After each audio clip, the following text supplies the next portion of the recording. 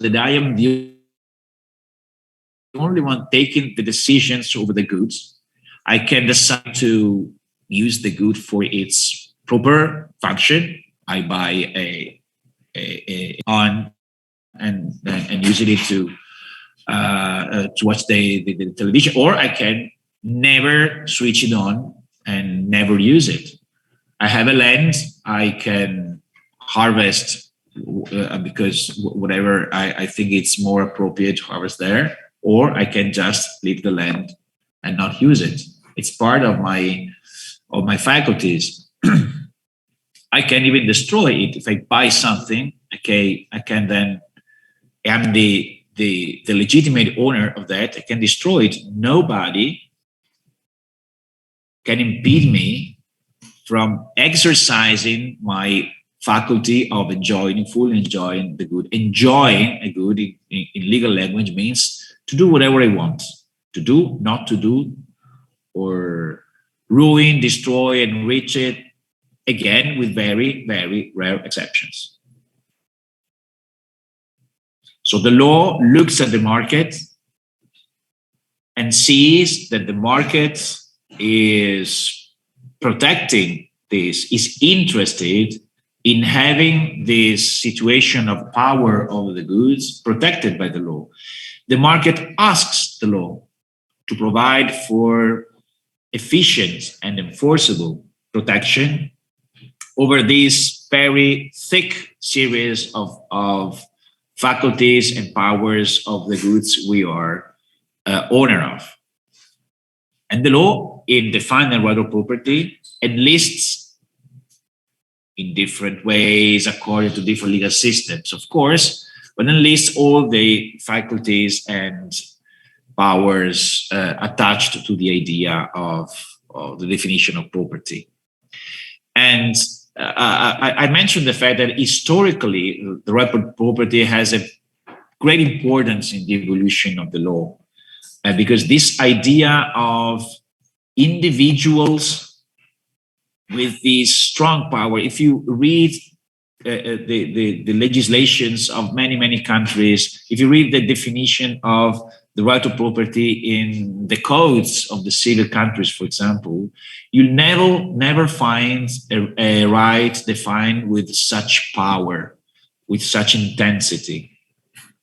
The right of property is often said to be the most remarkable right in terms of the kind of things that are attached, the kind of things that you are allowed to do according to the law attached to these rights, the kind of acts, legal acts that you can do legitimately.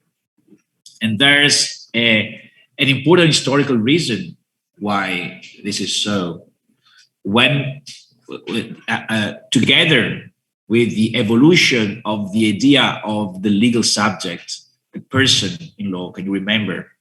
Natural person, legal person. When we talk about natural person, and we define a natural person as any human being, we said that today it sounds pretty much obvious, but it was not in the past.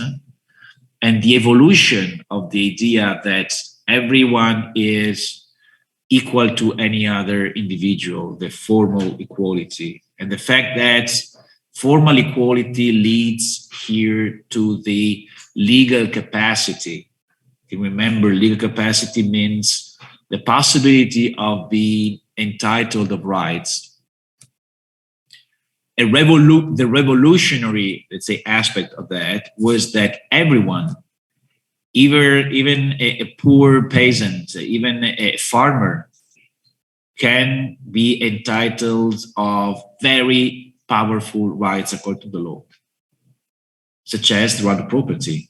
So can you remember there are even historically a fight against the right of property in the socialist revolutions in Russia and in all the other countries embracing the socialist ideology or the socialist way of considering the world. The right of property as a means to destroy the cohesion of the societies Why is that? Because, of course, defining this powerful set of faculties and powers attached to the right to property meant the excludability. No one else can be in touch with my property. This is very individualistic. This is, of course, the right to property is maybe one of the most remarkable examples of, let's say, application of the principle of self-determination. Self-determination means to do whatever I want with my interests, even with my goods. So one of the main situations where we can really appreciate the enforceability of the principle of self-determination, the human right of self-determination, is right to property. And so all those political thinkers, all those ideologies against any form of individualism and any form of self-determination are by definition against right to property, which is the most important, remarkable example of the exercise of self-determination over things. And since the capitalism is the winning ideology in political economy today, it is of no surprise the fact that such intensely defined right finds a place even in the Charter of Fundamental Rights of the European Union. Even in one of those charters, those treaties on human rights that we mentioned when we tackle this argument, the 2000 Charter of Fundamental Rights of the European Union, saying that everyone has the right to own, use, dispose of, and bequeath his or her lawfully acquired possessions. No one may be deprived of his or her possessions except in the public interest in the cases and under the conditions provided for by the law, subject to fair compensation being paid in good time for their loss. Forget for a second, or let's say, do not consider too much the use of the word possession here. It has a technical meaning, which is different from property. We'll see that. But let's read property here for the sake of simplicity for the moment. So everyone has the right to own, use, dispose of, and bequeath of his or her lawfully acquired possession. So if you get lawfully an interest over something, you can do whatever you want, both in doing material things, use it, destroy it, not use it, and in adopting legal acts over that, selling, renting. A legal act, we'll see that, but we have already heard about that when we talk about the capacity to act. Okay? Adults have the capacity to act. It's a prerogative of the people who are available, in the condition of fully understand the consequences of their actions.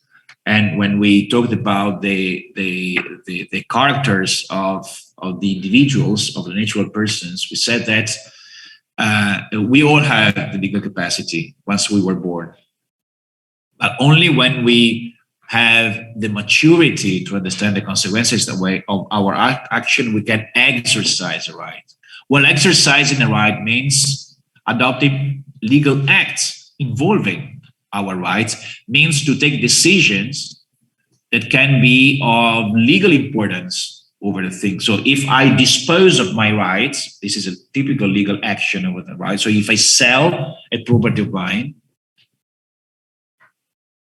I am taking a decision that only a mature individual can take, because if I'm selling what I have a very big value for a minimal sum of money, I'm taking a no return decision if I have the maturity to understand what I'm doing.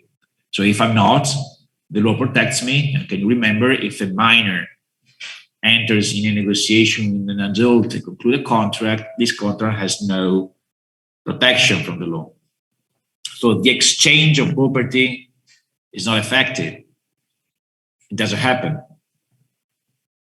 So why I'm saying that? Because